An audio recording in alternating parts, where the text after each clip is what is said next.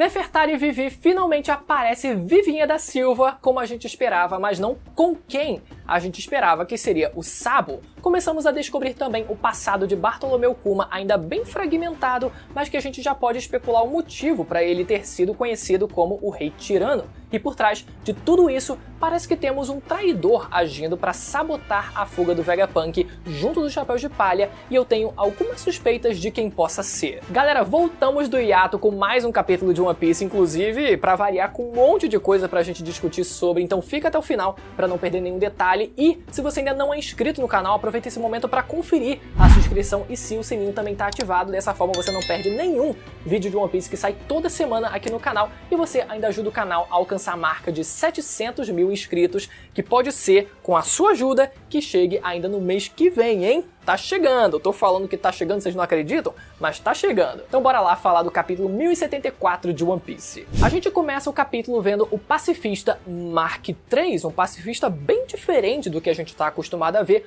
lutando contra os agentes do governo que vieram junto da CP0. Ele consegue subjugar facilmente todos aqueles randoms, e uma coisa interessante que a gente vê não só no visual dele, que a gente vai falar já já, mas principalmente sobre o poder que ele usa, que é um poder de bolha nas suas mãos, pelo menos na sua mão direita, o que naturalmente fez a gente fazer a correlação com a fruta da pata, a fruta da patinha, que é usada inclusive pelo próprio Serafim do Kuma. E a gente pensa, se o Serafim do Kuma é capaz de usar os poderes da Nikkyu no Mi, por que não esse pacifista Mark III que a gente vê nesse capítulo não poderia usar também? Seria facilmente compreensível, seria totalmente cabível. Mas eu vou levantar aqui também uma segunda possibilidade. Vocês lembram do arquipélago Sabaody, onde a gente tem aquelas bolhas que saem do chão e são usadas para várias coisas ali, né? Para vários mecanismos da ilha, né? Para, enfim, meios de transporte, para conseguir revestir navios também. Foi usado inclusive para revestir o próprio navio dos Chapéus de Palha durante o time skip.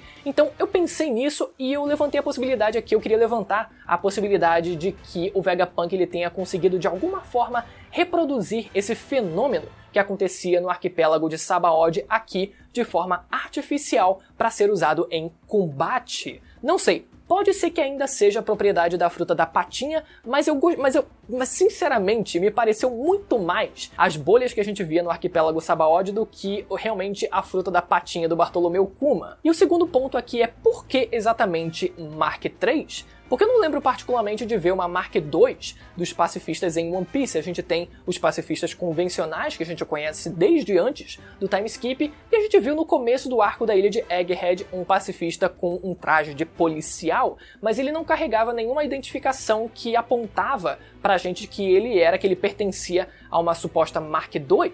Então será que ele pertencia de fato a uma Mark II e esses seriam na verdade a Mark III? Ou será que tem alguma coisa faltando no meio do caminho ali que eu posso estar esquecendo também? De qualquer forma, a gente vê o Sentomaru completamente enfaixado ali, todo tremilicando ainda dos danos que ele sofreu do Rob Lute, tentando entrar em contato com o Vegapunk. Eu não sei, sinceramente, por que eu coloquei hype nesse infeliz. Cara, eu tinha tanta esperança, mas por que o Oda ele fez isso com ele, né? E agora ele é completamente incapacitado de fazer qualquer coisa diretamente. A única coisa que ele pode fazer para concluir a sua participação nesse arco, né, pelo visto, foi realmente liberar todos os 50 pacifistas Mark III para que eles pudessem proteger o Vegapunk. A gente vê todos eles ali caminhando em fila para irem até a proteção do Vegapunk, e a gente vê, né, que pelo visto são 50 cópias dessa Mark III que a gente passou a conhecer agora e que possam também ter a mesma habilidade que a gente viu no pacifista no começo desse capítulo, seja por parte das propriedades da fruta da patinha ou quem sabe com o Vegapunk tendo conseguido simular as bolhas que a gente via no arquipélago Sabaody. Mas ainda existe um ponto a se notar em relação a isso tudo, que é o papel do Gorosei Saturno, que a gente vê que está indo em direção à ilha de Egghead junto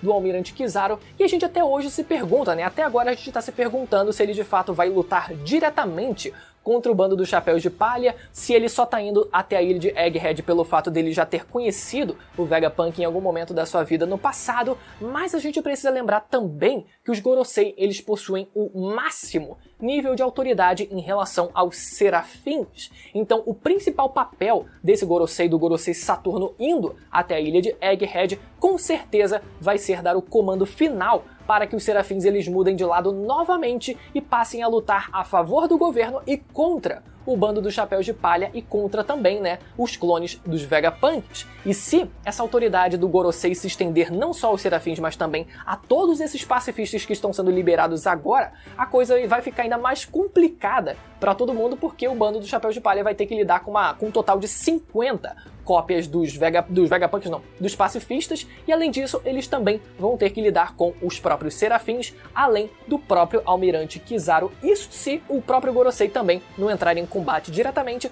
o que eu acho um pouco mais difícil, né? Mas vai ser bem interessante, vai ser uma dinâmica bem interessante, vai dar um grau de dificuldade pro bando ali bem maneiro. Seguindo o capítulo, a gente vê uma página dupla com todo mundo reunido, é aquela coisa que o Oda adora fazer, que é meter uma porrada de personagens junto ali, embolado, um quase que em cima do outro ali, e a gente vê algumas coisas interessantes, né? A gente vê o novo outfit do Zoro ali com aquele colanzinho, aquele colanzinho tá bem justinho no Zoro, hein? Ficou maneiro, hein? Ressaltou os músculos. Os músculos só, ressaltou bem os músculos, né? Bem atlético. A gente vê também o visual do Brook agora também, né? Todo personalizado com o capacete dele todo grandão, né? Pra realmente comportar todo o afro que ele tem. E também a Stussy com o novo visual dela, afinal ela agora, né? Tá de fato junto do bando do Chapéu de Palha e junto também do Vegapunk, então ela também merecia um traje só dela, característico dessa ilha. Então a gente vê todo esse visual novo desses três personagens e a gente vê algumas interações interessantes, né? Primeiro com uma interação do Luffy e do Chopper, onde o Luffy ele tá completamente cansado.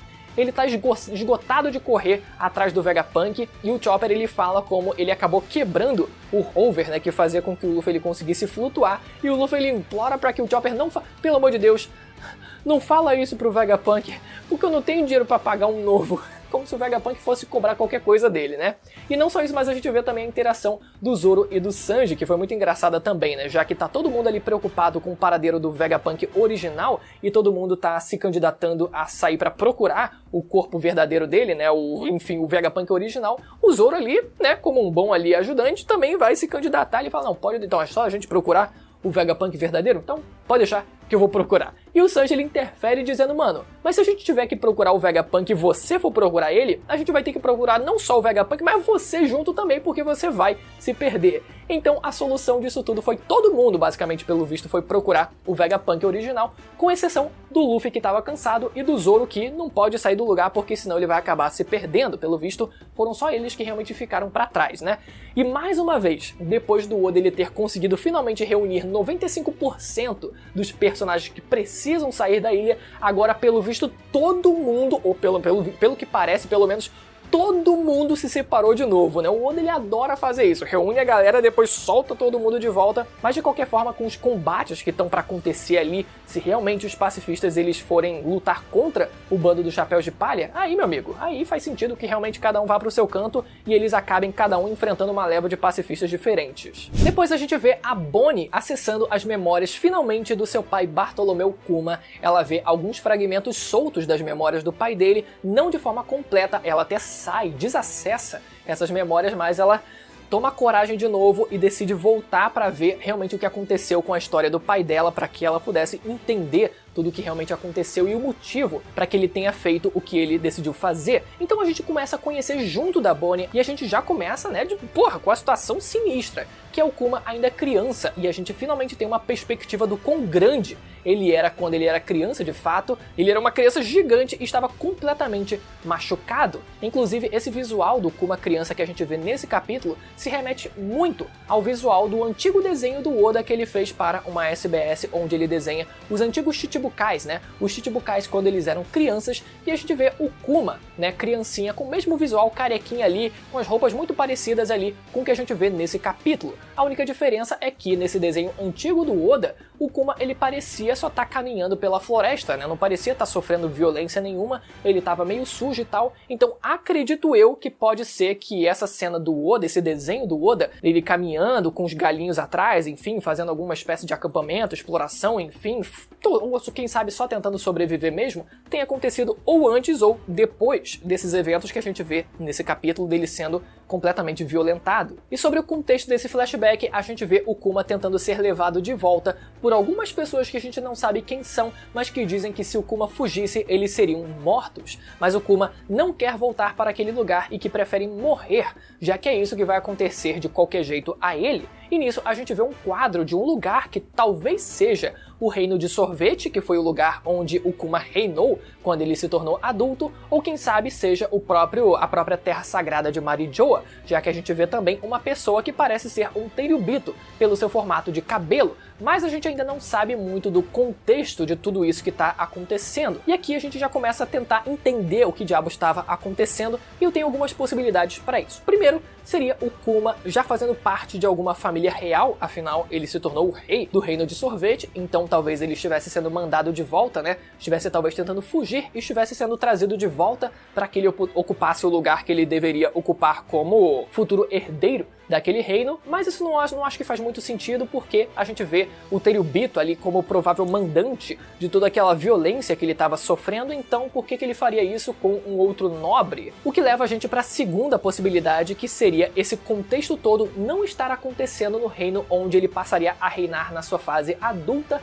mas sim na Terra Sagrada de Marijoa, não só pela construção ali toda imponente que a gente vê que pode ser parte da Terra Sagrada de Marijoa, como também com a presença de um Tenryubito que naturalmente, né, são habitantes da Terra Sagrada de Marijoa. E outra coisa que é importante lembrar é como o Kuma foi dito pela própria Bonnie, que ele também, na verdade, faz parte de uma raça especial que a gente não faz a menor ideia de qual seja. Por enquanto, a gente viu que ele era uma criança bem grande quando ele era criança, então pode ser que ele pertença à raça de gigantes, mas pode ser também que ele faça parte de uma outra raça que a gente não conheça, quem sabe metade lunariano, já que ele tem um tom de pele bem parecido com o do King, por exemplo, mas talvez tendo genes recessivos e que não despertaram as suas asas e o seu fogo nas suas costas, ou pode ser que ele faça parte de uma outra raça, já que a gente vê ele no flashback do Vegapunk, já na sua fase adulta, sem o seu chapéuzinho, porém ainda com as suas orelhas de urso, que eu particularmente sempre pensei que fizessem parte do chapéuzinho dele, né? Fossem só um adereço, um acessório que fizesse parte do chapéuzinho dele, mas que naquele momento fez parecer que realmente fazia parte do corpo do Kuma, e isso poderia ser um indício da raça verdadeira dele. Só que o curioso é que a gente não vê essas mesmas orelhinhas nessa fase de infância dele, não só nesse capítulo, mas também no antigo desenho do Oda, onde ele é todo carequinha e ele não tem orelha nenhuma. Então será que foi só um detalhe que o Oda ele acabou capengando ali? Pode ser que ele corrija no volume e ele mantenha o Kuma ele sem as orelhinhas dele? De qualquer forma, ele sendo de uma raça independente de qual seja, mas ele pertencendo a uma raça considerada especial, faria sentido ele ser caçado e escravizado pelos Tenryubito, já que é isso que eles basicamente fazem. Eles gostam de colecionar seres de outras raças no mundo de One Piece, né, como a gente viu sendo feito com os Tritões principalmente. Independente do motivo, pelo contexto que a gente tem nesse capítulo, a gente já começa a poder deduzir por que ele passou a ser chamado de um rei tirano depois na sua fase adulta, porque se a gente reparar na violência que ele sofreu durante a infância e a forma como ele tratava bem a sua filha, é muito estranho a gente ter uma imagem de um rei tirano partindo do Kuma, já que ele mesmo na fase adulta não parecia ser alguém maligno, mas pode ser que apesar dele ter sido uma ótima pessoa para a filha dele, pode ser que ele não tenha sido a mesma coisa para as pessoas que fizeram essa violência que foi causada a ele nesse flashback. Pode ser que ele tenha devolvido essa violência que foi causada a ele às pessoas que fizeram esse tipo de violência a ele também. Pode ser também que tenha tido uma distorção no meio do caminho e as pessoas tenham exagerado, obviamente, né, na forma como, na retratação da imagem do Kuma, mas pode ser também que ele tenha feito alguma coisa que tenha contribuído com essa imagem que ele tem hoje em dia. Não por ele ser mal por conta própria, mas como talvez uma forma de resposta a essa violência que ele sofreu. Voltando ao presente, temos o Vegapunk Pitágoras procurando pelo Vegapunk original. A gente não sabe se ele estava indo atrás do Vegapunk original para tentar ajudar o Vegapunk original a fugir da ilha, ou se ele estava indo atrás do Vegapunk original para fazer alguma coisa que não era ajudar o Vegapunk original, né? Isso porque, se a gente lembrar, ele não estava presente na página dupla com todo o bando dos Chapéus de Palha e com a maioria dos clones do Vegapunk, então já pareceu meio suspeito ele não estar presente junto do resto do bando, né? E ele querer talvez fazer alguma coisa que não pudesse ser descoberta pelo resto dos clones dele. Mas o que deixa tudo ainda mais estranho é o que acontece logo em seguida. Ele ouvindo passos vindo na sua direção e de repente uma explosão. Deixa tudo ainda mais confuso isso. E a gente vai começar, obviamente, aqui a teorizar quem poderia ser o grande traidor nessa história toda.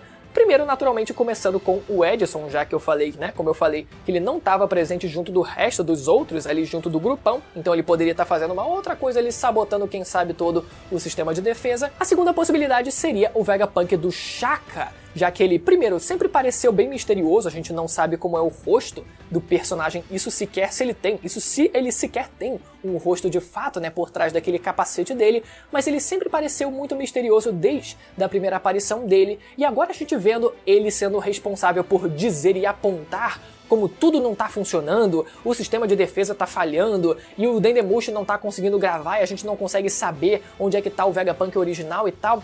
Bem, passa muito aquela impressão dele estar acusando algo que ele próprio tenha feito, sabe? Olha só como tudo não tá funcionando, mas eu vou tentar resolver. E no fundo, ele tenha sido o causador de tudo isso. É aquele clássico self-report no Among Us, por exemplo, né? Onde você acusa o outro de algo que você mesmo fez. Terceira possibilidade seria o Vegapunk da Lily, já que ela também, junto do Edison, não aparece nessa página dupla desse capítulo, e também não aparece já tem um tempo, na verdade, né? Já tem alguns capítulos. A última vez que ela aparece foi querendo enfrentar a CP0 ali, toda dinâmica, tipo, não pode deixar que eu encaro eles e tal, eu vou dar conta, vamos pra cima deles. E será? Será que ela realmente queria ir pra cima do governo mundial? Ou será que era tudo uma cortina de fumaça, né? Só pra mascarar as suas verdadeiras intenções? Também é uma possibilidade. Mas se realmente fosse um dos clones do Vegapunk, isso, além de dar uma dinâmica bem legal da gente ver, da gente ter uma situação ainda mais complicada pro resto, pro Vegapunk original e também pro bando dos Chapéus de Palha, uma dificuldade ainda maior pra eles, mas isso daria uma dinâmica interessante no sentido mais filosófico da coisa, né? Porque a gente vê todos os clones do Vegapunk, eles 100% alinhados a princípio com os ideais e objetivos do Vegapunk original. Mas uma coisa que a gente para pra pensar quando alguém cria seus próprios clones é que a partir desse momento, a partir do momento em que você cria os seus clones, cada um deles passa a ter experiências diferentes um do outro. Então, eles passando a ter experiências diferentes, pode ser também que cada um deles possa seguir caminhos diferentes e passar a ter objetivos diferentes do seu. E por último, a grande bomba do capítulo, que foi a gente ver o Morgans, novamente o Morgans, dessa vez querendo fazer média com o governo mundial, depois da última vez ali, depois de ter falado, não, vou fazer imprensa livre, aqui é imprensa livre, não vou seguir as ordens do governo, vai mandar matar o quê, meu amigo? Já matou o cara, o agente do governo lá, queria imprensa livre. Pra quê? Ele explica pra gente, dizendo que a manchete que ele quer criar para fazer média com o governo é que o Yonkou Luffy do Chapéu de Palha sequestrou o Vegapunk, cercou a ilha de Egghead e declarou guerra total contra a Marinha. E ele ainda diz que não importa se é mentira ou verdade, que jornais são entretenimento. Olha só a figura do Morgans, cara. Tipo, depois dele ter ganhado uma moral com a gente, né? Dizendo, não, pô, ele não vai seguir as ordens do governo mundial. Pô, vamos defender a imprensa livre, né? Vamos defender a imprensa livre. O que o cara faz? Justamente isso, manipulação total da informação, independente se é verdade ou mentira. Agora, quais vão ser as consequências que isso vai gerar é a grande pergunta que a gente tem que se fazer. Particularmente, pode ser que esse objetivo do Morgan saia justamente pela culatra, porque a princípio ele quer ajudar a imagem do governo, dizendo que o vilão do Chapéu de Palha estão sequestrando, né? O Vegapunk cercando a ilha e declarando guerra contra a Marinha. Mas e se isso na verdade fizer com que outras pessoas ao redor do bando se motivem a agir por conta própria? Já que o Luffy teria supostamente declarado guerra contra a Marinha, por que não a frota dos Chapéus de Palha decidir se mover também? Por que não outros reinos que estão aliados ao bando dos Chapéus de Palha não decidam se mover também? Já que, pelo visto, agora é a hora de se mover. Faria sentido, então, com essa notícia, que os aliados do bando do Luffy também entendessem essa notícia, entendessem isso como uma mensagem de que eles também deveriam se mover. E a grande cereja dessa situação foi a gente ver aleatoriamente a Nefertari Vivi e o Apple juntos no balão do Morgans. A gente não faz ideia de onde está o Sabo, pelo visto ele não está realmente de fato junto da Vivi, o que não impede dele ter de fato salvado a Vivi naquele primeiro momento, mas que pelo menos eles dois seguiram caminhos diferentes e a Vivi agora se encontra nova em folha, sem dano nenhum, totalmente inteira, sã e salva, junto do random do Apple. Como assim? É incrível como o Oda ele consegue ser completamente imprevisível no momento em que ele quiser. A gente sempre esperava que a Vivi fosse aparecer junto do Sabo, depois dele supostamente ter salvo ela também, mas isso a gente não sabe nem se aconteceu de verdade, mas agora ela aparece junto do Morgans e junto também do Apple. Vamos ver qual vai ser o papel do Apple nessa história toda. Pode ser que ele tenha alguma importância na sua criação, que foi o Apple Metal, né, que é um metal usado